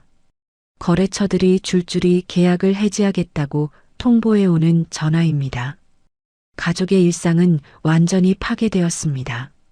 장태산이 한숨을 푹 쉬며 혜원에게 말했습니다. 여보, 변호사 말대로 일단 사과문이라도 발표하는 게 어때? 일단 소나기는 피하고 봐야지. 당신 지금 너무 위험해. 사람들 눈빛이 살인자 보는 것 같아. 하지만 혜원은 고개를 저으며 단호하게 거절합니다. 지금 사과하는 것은 자신의 죄를 인정하는 것이고 그것은 곧 황두식과 최미희에게 면죄부를 주는 꼴이 되기 때문입니다. 강혜원이 흔들림 없는 눈빛으로 남편을 보며 말했습니다. 안 돼요. 여기서 타협하면 진실은 영영 묻혀요. 내가 사과하는 순간 어머니는 진짜로 죄 없는 사람 때린 파렴치한이 되는 거예요. 나는 내 명예보다 어머니 명예가 더 중요해요. 조금만 버텨줘요. 내가 꼭 뒤집을 거예요. 혜원은 방으로 들어가 문을 잠급니다. 하지만 그녀 역시 두렵기는 마찬가지입니다. 법전을 뒤적이며 빠져나갈 길을 찾아보지만 여론이라는 거대한 파도 앞에서는 법조문도 무기력하게만 느껴집니다. 그날 밤 혜원은 책상에 엎드려 잠이 듭니다. 지칠 대로 지친 그녀의 등은 한없이 작아 보입니다. 새벽 3시 모두가 잠든 시각. 거실로 조용히 나온 명숙은 잠들지 못하고 서성입니다. 식탁 위에는 혜원이 먹다 남긴 밥그릇과 태산이 피우다 만 담배가 놓여 있습니다. 평화롭던 가정의 행복이 자신 때문에 산산조각 났다는 죄책감이 명숙을 짓누릅니다. 명숙은 안방 장롱 깊숙한 곳을 뒤적입니다. 낡은 옷가지들 사이에서 그녀가 동창회 날 입었던 회색 코트를 꺼냅니다. 코트 주머니에 손을 넣자 차가운 금속의 감촉이 느껴집니다. 명숙은 떨리는 손으로 녹음기를 꺼내듭니다. 박명숙이 녹음기를 만지작거리며 중얼거렸습니다. 태산이가 이거 누르면 된다고 했는데. 기계치인 명숙은 사용법을 몰라 한참을 헤맵니다. 그러다 우연히 재생 버튼을 누르자 치직거리는 잡음과 함께 그날의 기억이 생생하게 흘러나옵니다. 녹음기 재생. 최미희 야 박명숙. 너 지금 일부러 그랬지? 박명숙 아니야. 나는 가만히 있었어. 최미희 감히 파출부 주제에 회장 사모님 옷을 망쳐? 당장 무릎 꿇고 빌어. 짝! 최미희 주제 파악도 못하는 게 한 대 더 맞아야 정신을 차리지. 명숙은 입을 틀어막고 주저앉습니다. 자신이 맞고 모욕당했던 그 끔찍한 순간이 고스란히 담겨 있습니다. 이어서 혜원이 등장해 자신을 구해주던 목소리, 미희가 혜원에게 온갖 욕설을 퍼붓던 목소리까지 선명하게 녹음되어 있습니다. 이것은 편집되지 않은 진실 그 자체입니다. 명숙의 눈에서 굵은 눈물이 뚝뚝 떨어집니다. 그녀는 녹음기를 가슴에 품고 결심한 듯 눈물을 닦아냅니다. 늘 자식들 뒤에 숨어 보호만 받던 유약한 어머니는 더 이상 없습니다. 박명숙이 녹음기를 꽉 쥐며 굳은 표정으로 속삭였습니다. 그래, 내가 결자해지해야지. 내 며느리 내가 지킨다. 저 악마 같은 년들 내가 다 까발려줄 거야. 다음 날 아침 명숙은 가족들이 깰까봐 조심스럽게 옷을 갈아입습니다. 화려한 옷도 명품 가방도 아닙니다. 평소 즐겨 입던 단정한 블라우스와 검은 바지를 입습니다. 그리고 식탁 위에 짧은 쪽지를 남깁니다. 잠깐 시장 좀 다녀오마. 밥 챙겨 먹어라. 현관문을 나서는 명숙의 뒷모습에는 비장함이 서려 있습니다. 그녀가 향한 곳은 시장이 아니라 기자회견장이 마련된 프레스 센터입니다. 세상을 뒤집을 어머니의 반격이 시작되려 합니다. 서울 광화문에 위치한 프레스 센터의 대강당은 폭풍 전야처럼 긴장감이 감돕니다. 오전 10시 정각 수십 대의 카메라와 방송 장비들이 연단 중앙을 향해 정렬해 있습니다. 평소라면 정치인이나 대기업 회장이 서 있어야 할 그 자리에 오늘은 낡은 가방을 든 촌부 차림의 박명숙이 앉아 있습니다. 그녀의 옆에는 아들 장태산이 굳은 표정으로 어머니를 호위하듯 서 있습니다. 사실 명숙은 지난밤 아들 태산에게만 살짝 계획을 털어놓고 도움을 청했습니다. 태산은 어머니의 결심을 말릴 수 없어 혜원 몰래 새벽같이 기자회견장을 준비한 것입니다. 기자들은 명숙을 보며 수군거리기 바쁩니다. 플래시가 번쩍하고 터질 때마다 명숙의 어깨가 움찔거립니다. 하지만 명숙은 테이블 아래로 두 손을 꼭 맞잡고 입술을 깨뭅니다. 더 이상 물러설 곳이 없다는 절박함이 그녀를 지탱하고 있습니다. 맨 앞줄에 앉아있던 인터넷 신문 기자가 마이크를 잡고 공격적으로 질문을 던집니다. 박명숙 씨, 며느리인 강혜원 지검장의 폭행 혐의를 인정하십니까? 인터넷에 도는 영상을 보면 지검장이 일방적으로 팔을 꺾던데 시어머니로서 도의적인 책임을 느끼지 않습니까?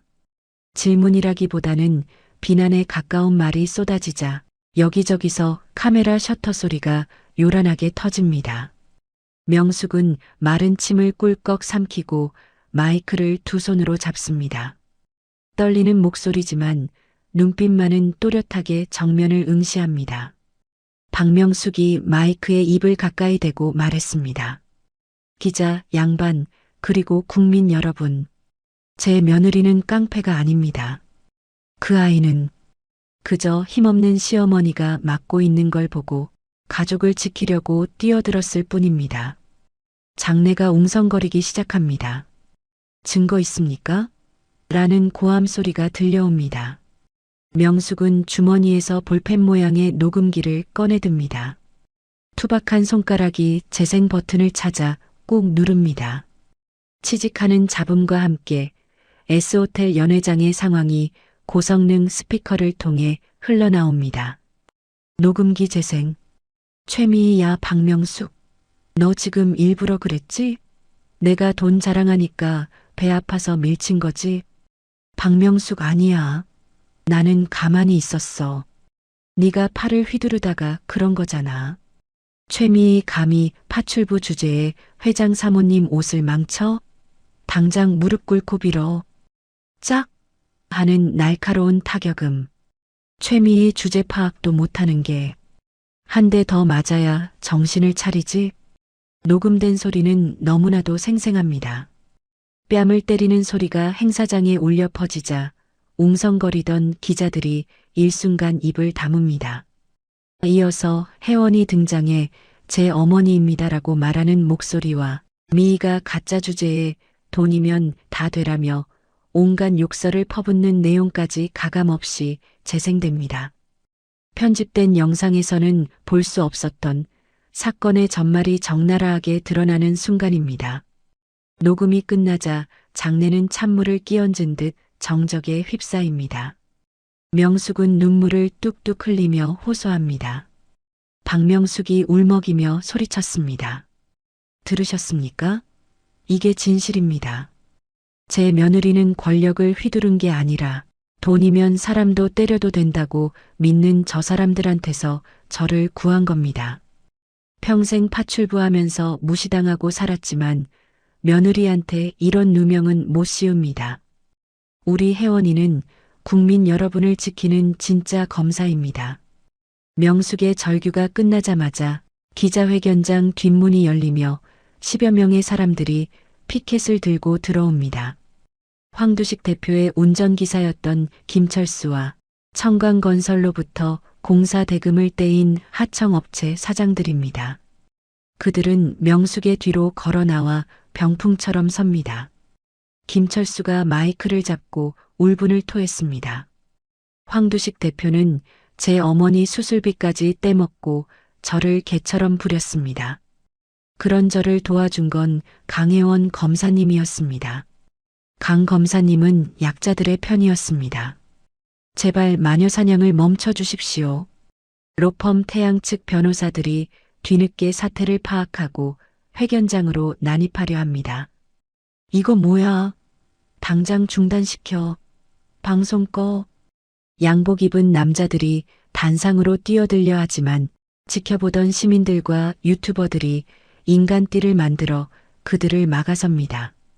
회견장은 순식간에 아수라장이 되지만 카메라는 명숙의 당당한 눈물을 전 국민에게 생중계하고 있습니다.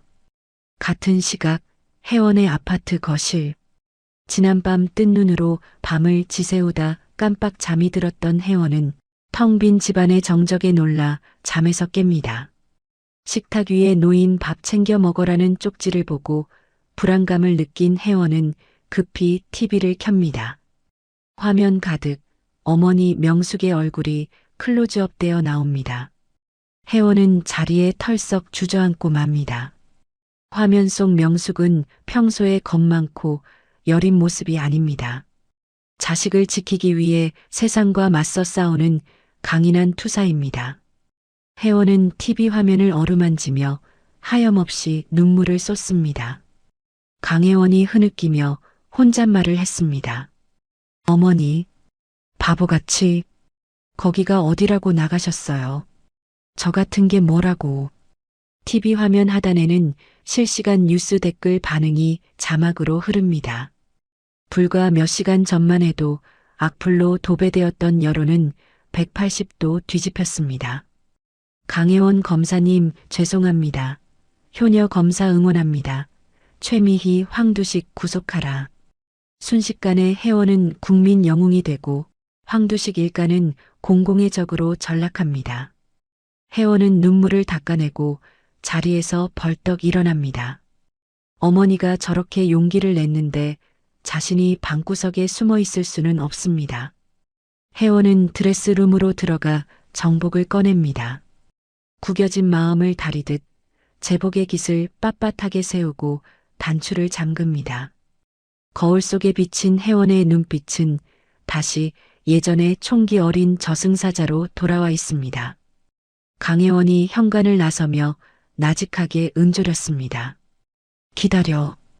이제 내가 마무리할 차례니까. 혜원이 관용차를 타고 서초동 검찰청사 앞에 도착합니다. 어제까지만 해도 혜원에게 계란을 던지던 시위대는 온데간데없고 수천 명의 시민들이 촛불과 응원 피켓을 들고 모여 있습니다. 강혜원, 강혜원. 시민들의 연호 소리가 지축을 울립니다. 혜원이 차에서 내리자 모세의 기적처럼 인파가 갈라지며 길을 터줍니다. 시민들은 혜원에게 꽃을 던지며 박수를 보냅니다. 혜원은 시민들에게 90도로 허리 숙여 인사하고 당당하게 청사 계단을 오릅니다. 로비에 들어서자 눈치를 보며 피하던 후배 검사들과 직원들이 도열해 있습니다. 그들은 혜원을 보자마자 누가 먼저랄 것도 없이 박수를 치기 시작합니다. 혜원의 눈시울이 다시 한번 붉어집니다. 그때 혜원의 수사를 막았던 차장 검사가 헐레벌떡 뛰어내려옵니다. 그의 손에는 공문 한 장이 들려 있습니다. 차장 검사가 식은땀을 흘리며 말했습니다. 지검장님, 오셨습니까? 방금 법무부에서 연락이 왔습니다. 직무정지 명령은 취소되었습니다. 대검에서도 특별수사팀 구성을 승인했고요. 황두식 사건, 정권을 지검장님께 일임하겠답니다. 여론의 압박을 이기지 못한 수뇌부가 꼬리를 내린 것입니다. 혜원은 차장 검사가 건넨 공문을 받아들고 싸늘한 미소를 짓습니다. 강혜원이 차장 검사의 눈을 똑바로 보며 말했습니다. 차장님, 줄 서기 바쁘시네요. 나중에 감찰 조사받으실 때도 그렇게 빠르시면 좋겠습니다. 특수부 전원, 지금 즉시 대회의실로 소집하세요. 혜원은 펄럭이는 법복 자락을 휘날리며 집무실로 향합니다. 그 뒷모습에서 범접할 수 없는 카리스마가 뿜어져 나옵니다. 집무실 문을 열자 텅 비어있던 책상이 혜원을 반깁니다. 혜원은 자리에 앉아 명패를 쓰다듬습니다. 서울중앙지방검찰청 검사장 강혜원. 이제 이 이름값에 걸맞은 정의를 보여줄 시간입니다. 잠시 후 대회의실에는 다시 모인 특수부 정예요원들이 눈을 반짝이며 앉아 있습니다. 혜원은 칠판에 황두식, 최미애, 그리고 강민철의 사진을 붙입니다. 그리고 붉은색 마커로 그들의 사진 위에 굵은 X자를 긋습니다. 강혜원이 지휘봉을 잡고 단호하게 명령했습니다. 지금부터 반격 시작합니다. 황두식의 여제, 최미희의 무고, 강민철의 뇌물수수. 하나도 남김없이 털어서 법정 최고형 구형합니다. 타협은 없습니다. 우리 어머니 눈에 눈물 나게 한 데가 피눈물로 갚게 해줍시다. 이상, 해산, 충성, 우렁찬 함성과 함께 요원들이 일사불란하게 움직입니다. 혜원은 창밖을 바라봅니다. 프레스 센터 쪽 하늘이 유난히 맑고 푸릅니다. 어머니와 남편이 있는 그곳을 향해 혜원은 조용히 다짐합니다. 이 싸움의 끝에는 반드시 승리가, 그리고 따뜻한 저녁 밥상이 기다리고 있을 것이라고. 계절이 바뀌어 어느덧 찬바람이 불기 시작한 늦가을. 서울중앙지방법원 제1형사부 법정 앞은 이른 아침부터 인산인해를 이루고 있습니다. 대한민국을 떠들썩하게 했던 청광건설 게이트와 재벌 사모님 갑질 사건의 선고 공판이 있는 날이기 때문입니다. 방청권은 일찌감치 매진되었고 법정 안은 취재 열기로 후끈 달아올라 있습니다. 피고인석에는 수의를 입은 세 사람이 나란히 앉아 있습니다. 한때 건설업계의 거물이었던 황두식, 검찰의 실세였던 강민철, 그리고 온몸을 명품으로 휘감고 거만하게 굴었던 최미희입니다. 세 사람의 얼굴은 흑빛으로 변해 있고 특히 미희는 헝클어진 머리에 초점 없는 눈으로 허공만 응시하고 있습니다. 검사석에 앉은 강혜원은 차분한 표정으로 재판부를 응시합니다. 그녀의 뒤쪽 방청석 맨 앞줄에는 시어머니 박명숙과 남편 장태산이 두 손을 꼭 모은 채 앉아 있습니다. 명숙은 긴장된 듯 마른 침을 삼키며 재판장의 입만 바라봅니다. 장례 정리와 함께 재판장이 무거운 침묵을 깨고 판결문을 읽어내려갑니다. 재판장이 안경을 고쳤으며 엄숙한 목소리로 말했습니다. 주문. 피고인 황두식은 뇌물공여 및 특정경제범죄 가중처벌법 위반으로 징역 15년에 처한다. 피고인 강민철은 뇌물수수 및 직권남용으로 징역 10년 및 추징금 50억 원에 처한다. 형량이 선고되자 방청석에서 와 하는 탄성과 함께 박수가 터져 나옵니다. 황두식은 다리에 힘이 풀린 듯 그대로 주저앉으며 고개를 떨굽니다. 강민철은 믿을 수 없다는 표정으로 재판장을 노려보지만 이미 엎질러진 물입니다. 재판장의 시선이 마지막으로 최미희에게 향합니다. 재판장이 미희를 내려다보며 단호하게 말을 이었습니다. 피고인 최미희.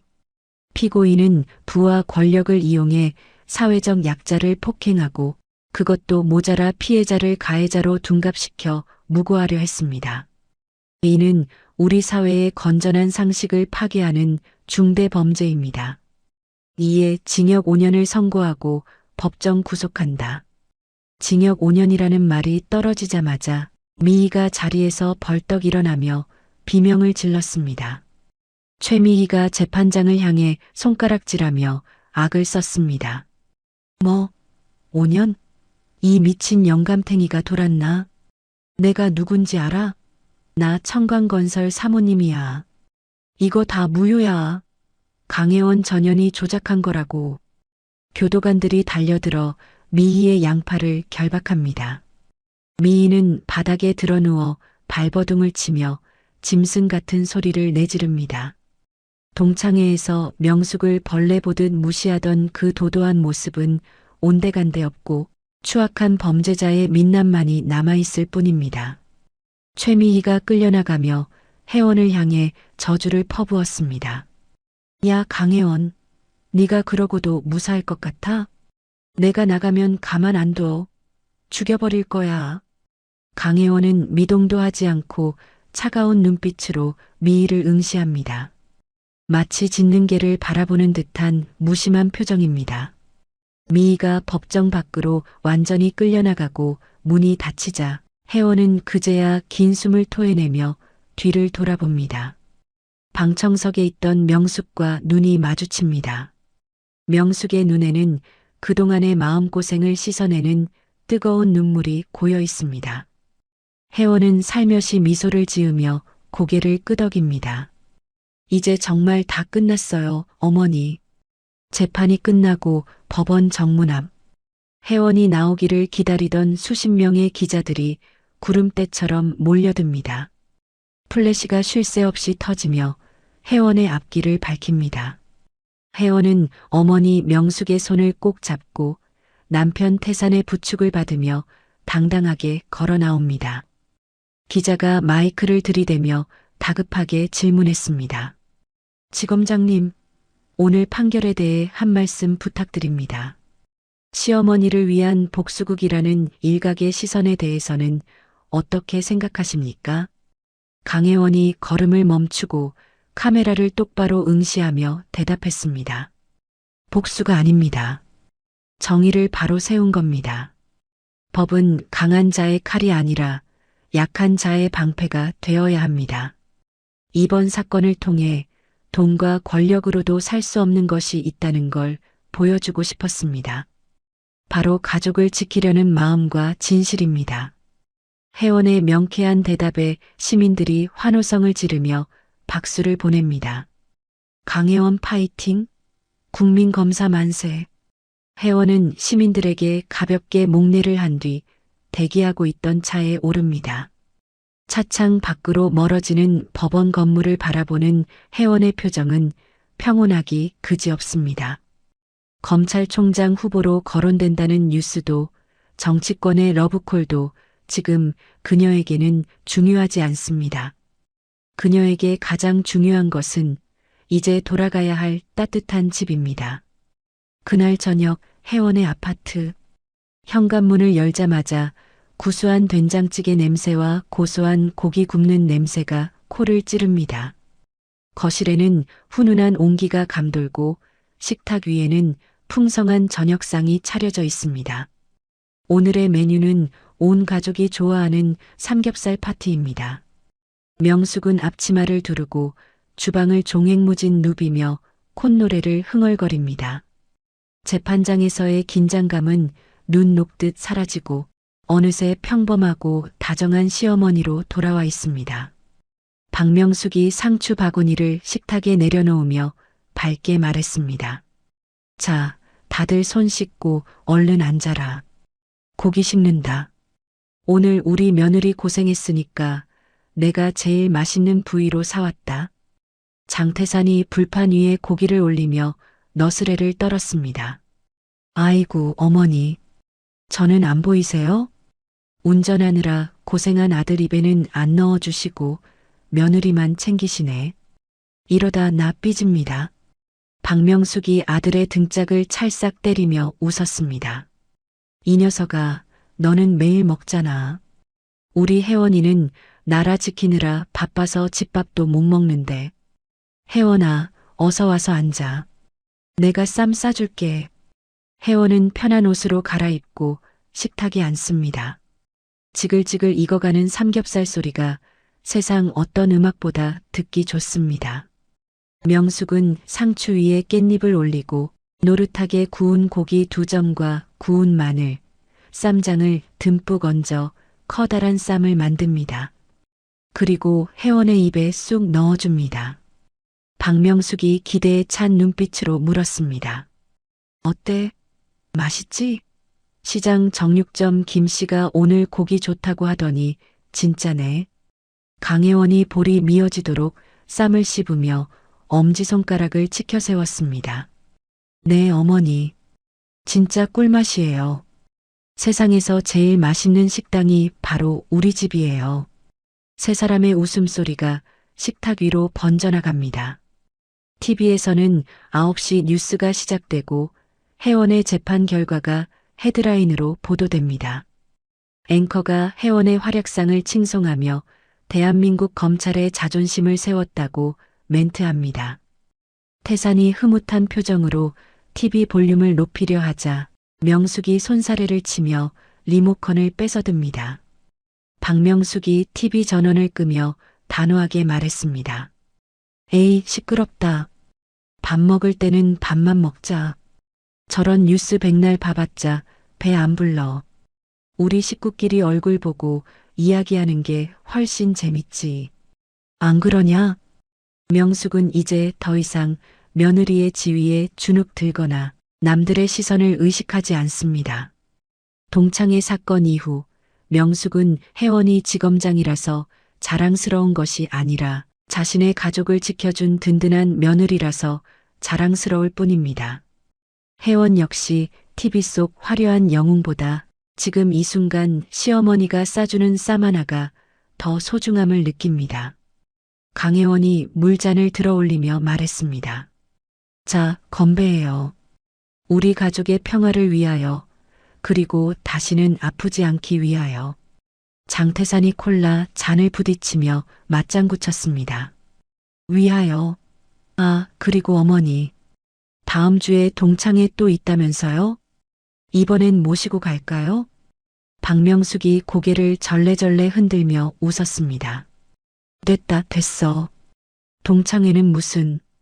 가봤자 돈 자랑, 자식 자랑만 늘어놓는 거 딱 질색이다. 나는 그냥 집에서 우리 며느리랑 고기 구워 먹고 너희랑 예능 프로그램 보는 게 제일 좋다. 그게 진짜 행복이지. 세 사람은 잔을 부딪히고 다시 한번 크게 웃습니다. 창밖으로는 화려한 서울의 야경이 펼쳐져 있지만 혜원의 집 창문으로 새어나오는 불빛만큼 따뜻해 보이지는 않습니다. 카메라가 서서히 뒤로 빠지며 아파트 전경을 비춥니다. 거대한 악을 무너뜨린 것은 대단한 권력이나 법전이 아니었습니다. 서로를 믿고 의지하며 차가운 세상 속에서 서로의 체온을 지켜주려 했던 가족의 사랑이었습니다. 식탁 위 보글보글 끓고 있는 된장찌개 김 사이로 혜원과 명숙, 태산의 행복한 얼굴이 한 폭의 그림처럼 겹쳐집니다. 그들의 밤은 길고 또 따뜻할 것입니다. 화면이 서서히 어두워지며 가족이라는 이름의 정이라는 마지막 자막과 함께 이야기는 막을 내립니다. 돈이면 다 된다고 믿었던 사람들의 비참한 최후, 정말 속이 다 시원하셨죠? 검사라는 높은 직업보다 시어머니를 향한 며느리의 따뜻한 진심이 더 빛났던 이야기였습니다. 서로를 지키기 위해 용기를 냈던 명숙님과 혜원님 가족의 모습이 참 아름다웠는데요. 화려한 호텔 뷔페보다 가족끼리 둘러앉아 먹는 삼겹살 쌈이 세상에서 제일 맛있는 식사라는 말이 기억에 남습니다. 겉모습만 보고 사람을 판단하지 않는 세상, 그리고 정의가 살아있는 세상이 되기를 바라봅니다. 오늘도 저희 채널과 함께 울고 웃어주신 구독자 여러분께 진심으로 감사드립니다. 여러분의 가정에도 늘 혜원님네 식탁처럼 따뜻한 사랑과 웃음이 가득하시길 기원하겠습니다. 이야기를 끝까지 들어주신 분이 계시다면 잘 들었다고 댓글 하나만 남겨주세요. 지금까지 똑순이 사랑방이었습니다. 감사합니다.